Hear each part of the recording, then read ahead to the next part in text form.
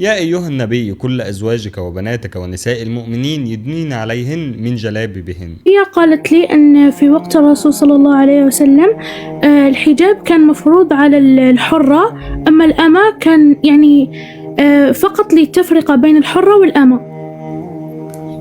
هذا كلام باطل. الله عز وجل في سورة الأحزاب يقول: يا أيها النبي قل لأزواجك وبناتك ونساء المؤمنين يدنين عليهن من جلابيبهن ذلك أدنى أن يعرفن فلا يؤذين. فالله عز وجل عم بخطابه نساء المؤمنين، ولفظ نساء المؤمنين تشمل الحرائر والإماء كلهن. نعم. هي يعني أعطتني تفسير ابن كثير، ويعني كان مكتوب فيه هكذا، وأنا صراحة لم أقتنع بهذا الشيء. يا أختي الكريمة، نحن عندنا قاعدة: كلام العالم يستدل له ولا يستدل به. ومعنى ذلك أن كلام العالم أو الفقيه في ذاته ليس دليلا إلا إذا كان معه دليل من القرآن أو السنة أو الإجماع.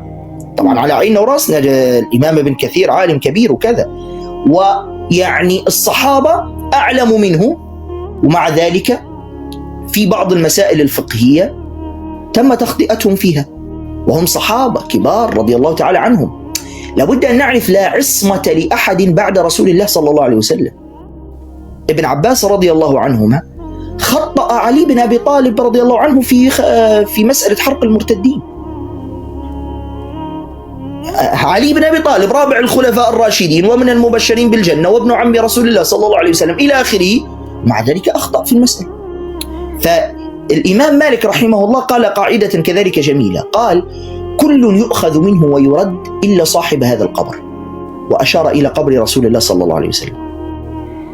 يعني الجميع يؤخذ منه ويرد، ممكن نأخذ بكلامه ونرد كلامه إذا كان خاطئا طبعا، تمام؟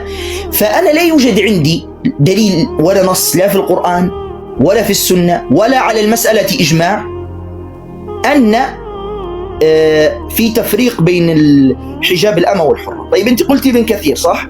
أنا عندي شيخ ابن كثير وهو ابن تيمية رحمه الله، لأن ابن كثير من تلاميذ ابن تيمية رحمه الله. ابن تيمية رحمه الله قال: لا تفرق بين حجاب الأمة والحرة. نفس الشيء ابن تيمية رحمه الله.